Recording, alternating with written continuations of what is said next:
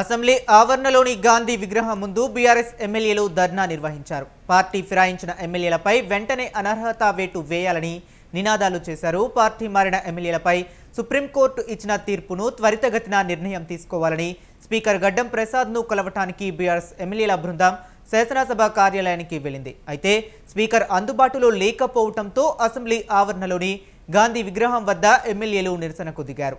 Party ఫిరాయింపులపై ఎమ్మెల్యేలను disqualify చేయాలని నినాదాలు చేశారు. అనంతరం గాంధీ విగ్రహానికి వినతి పత్రం అందజేశారు.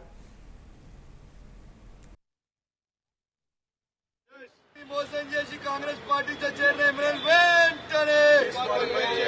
బీఆర్ఎస్ పార్టీని మోసం చేసి కాంగ్రెస్ పార్టీలో చేరిన 10 మంది ఎమ్మెల్యేలు వెంటనే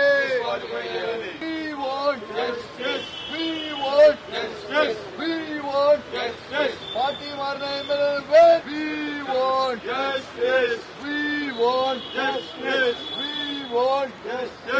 మోసం చేసి కాంగ్రెస్ పార్టీ చేరిన ఎమ్మెల్యేలు వెంటనే బీఆర్ఎస్ పార్టీని మోసం చేసి కాంగ్రెస్ పార్టీలో చేరిన 10 మంది ఎమ్మెల్యేలు వెంటనే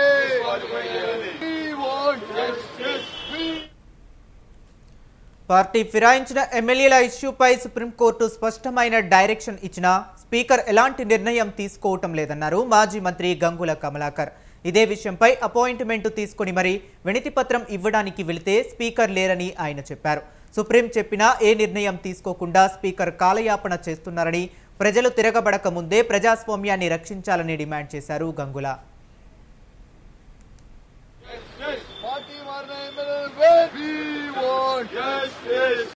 ఈ రోజు ప్రజాస్వామ్యాన్ని కాలరాయడము చాలా బాధాకరం. స్పీకర్ గారిని కలుద్దామని ఎమ్మెల్యేలు తప్ప ఎవరు లేరు, ఒక కార్యకర్త కూడా లేరు. ఓన్లీ ఎమ్మెల్యేలే, బీఆర్ఎస్ పార్టీ ఎమ్మెల్యేలు స్పీకర్ గారిని కలిసే హక్కు మాకుంటది. అది కూడా ఏదో అన్ఎక్స్పెక్టెడ్ గా పోయి కలలే. మా యొక్క పార్టీ వర్కింగ్ ప్రెసిడెంట్ కేటీఆర్ గారు అపాయింట్మెంట్ తీసుకున్నారు. 11 o'clock రమ్మని చెప్తే ఈ రోజు మా కాళేశ్వరం ప్రోగ్రామ్ కూడా క్యాన్సిల్ చేసుకుని ఓన్లీ స్పీకర్ గారిని కలుద్దామని చాలా మంది మీరు రావడం జరిగింది. కానీ వచ్చే వారికి అపాయింట్మెంట్ ఇచ్చిన స్పీకర్ గారే లేరు. చాలా బాధాకరం.